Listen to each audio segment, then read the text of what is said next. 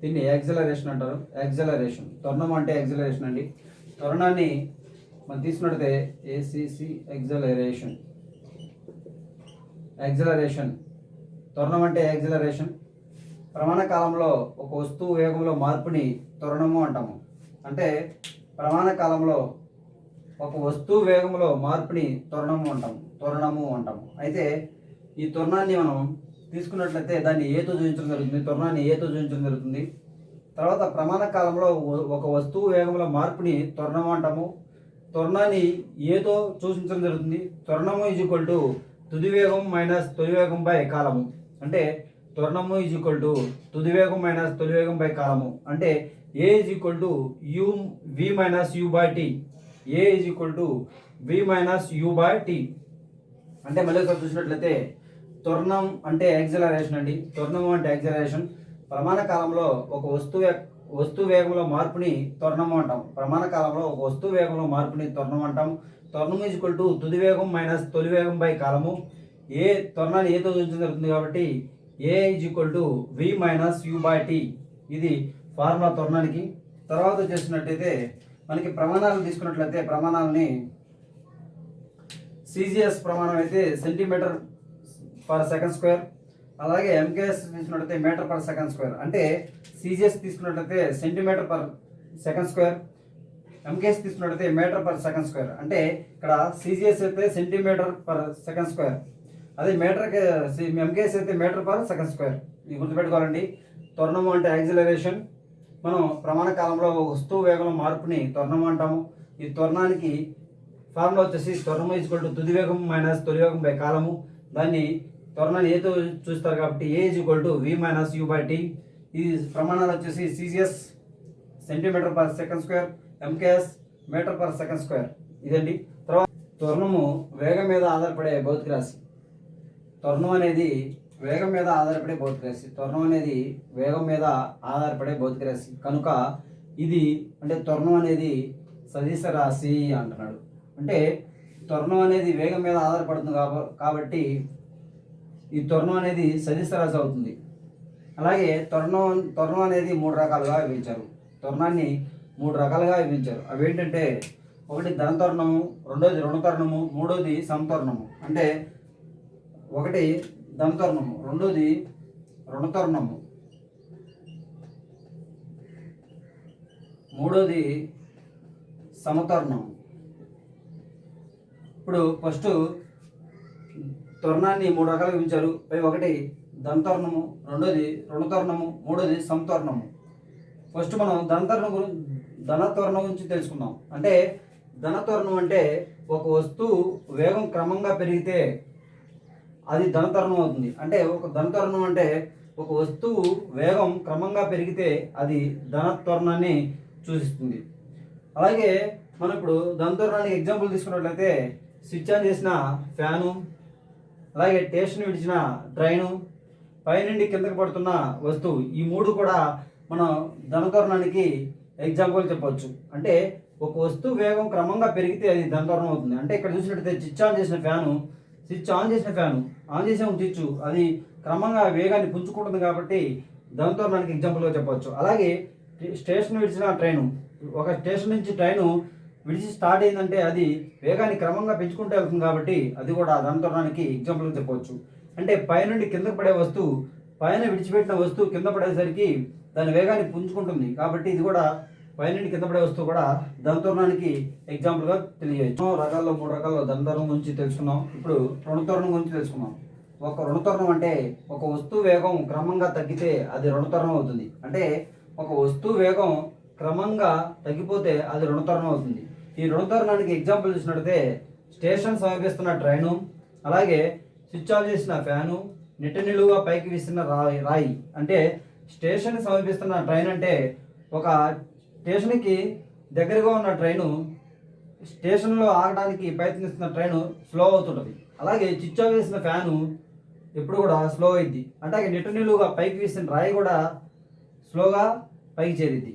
అంటే పైకి చేరేటప్పుడు స్లోగా చేరిద్ది. ఈ మూడు కూడా మనం రుణ త్వరణానికి ఒక ఎగ్జాంపుల్గా చెప్పవచ్చు. అంటే ఉండే కొద్ది వేగాన్ని తగ్గించుకుంటాయి కాబట్టి మూడు కూడా రుణ త్వరణానికి ఎగ్జాంపుల్గా చెప్పొచ్చు. తర్వాత మూడోదైనటువంటి సమత్వరణం గురించి తెలుసుకుందాం.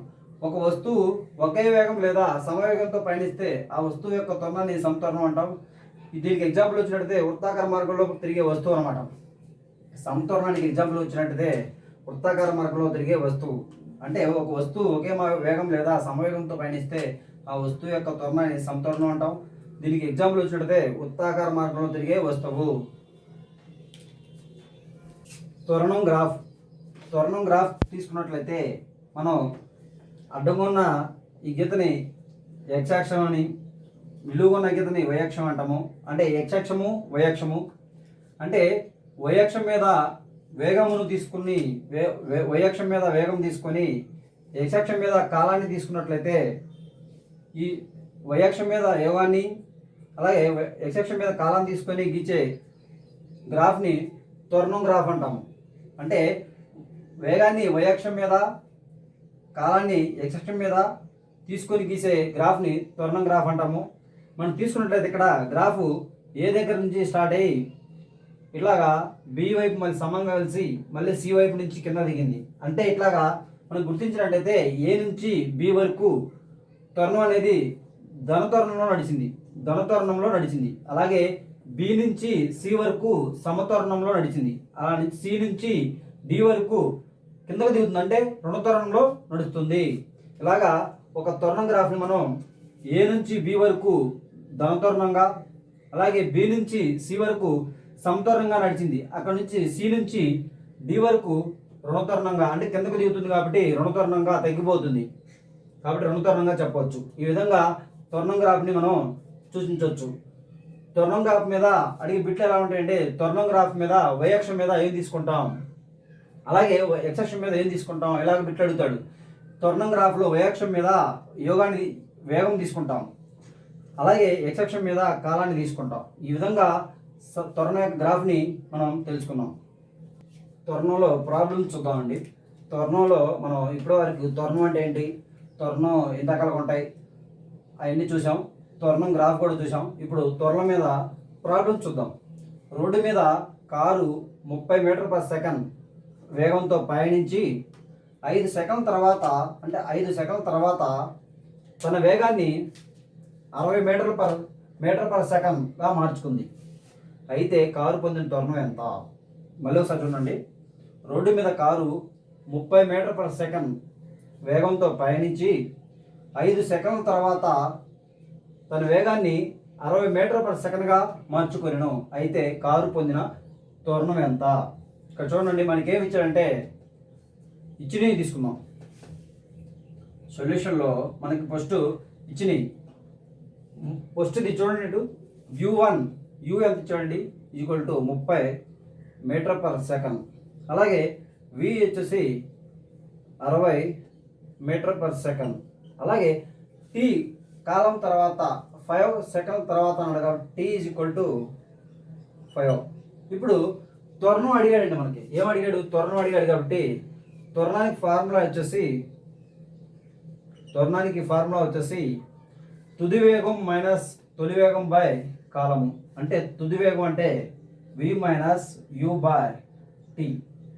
దీన్ని వాల్యూస్ని ఆ ఫార్ములాలో సబ్స్టిట్యూట్ చేసినట్లయితే 60 మైనస్ 30 బై అంటే 5 సెకండ్స్.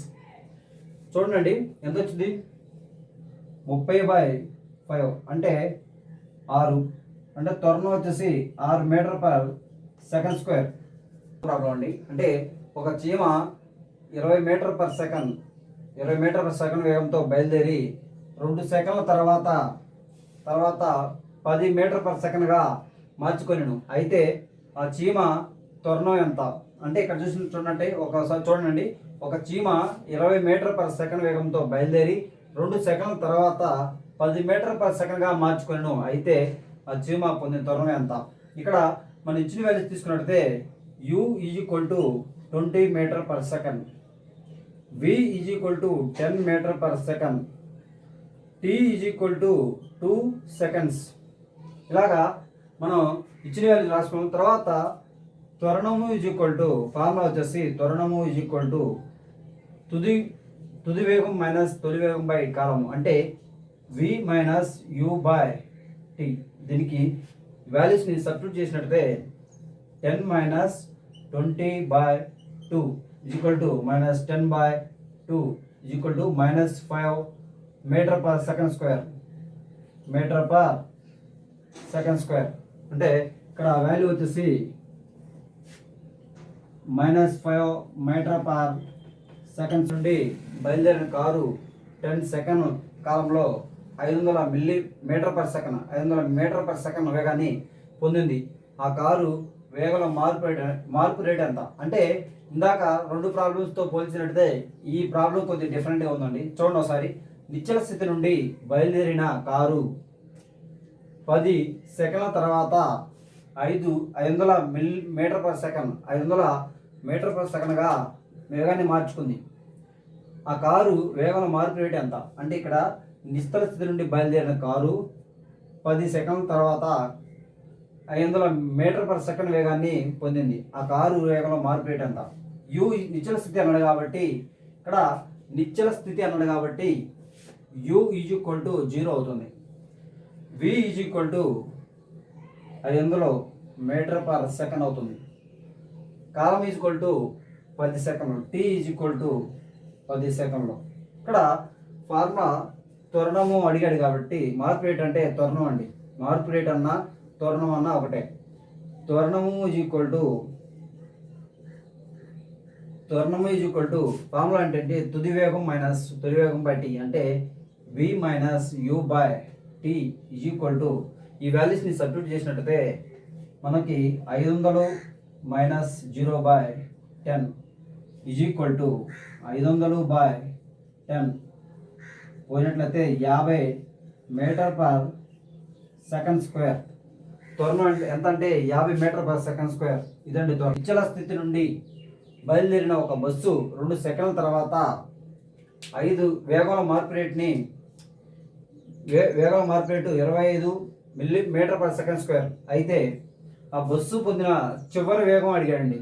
అంటే ఇందాక చూసినట్టయితే నిశ్చల స్థితి నుండి బయలుదేరిన ఒక బస్సు 2 సెకండ్ల కాలంలో వేగంలో మార్పు rate 25 metre per second square అయితే ఆ బస్సు పొందిన చివరి వేగం ఎంత అని అడిగాడు. ఇక్కడ మనం నిశ్చని తీసుకున్నట్టయితే యు ఈజ్ ఈక్వల్ టు నిశ్చల స్థితి అన్నది కాబట్టి యు ఈజ్ ఈక్వల్ టు 0 అవుతుందండి.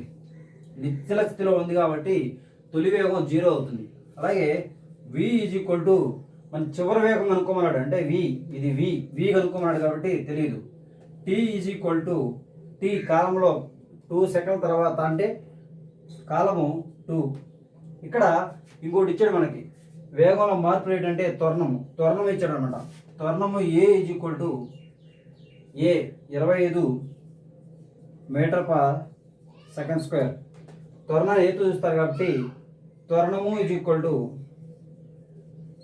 ఏ is equal to V minus U by T. ఇక్కడ మనకి ఇచ్చింది ఏంటంటే ఏ ఇచ్చాడు. ఏ ఎంత ఇచ్చాడు? 25. త్వరణం ఏ అంటే త్వరణం అండి. అలాగే వి కనుక్కోవాలి. యు 0/2. 2 అంటే టీ అంటే 2.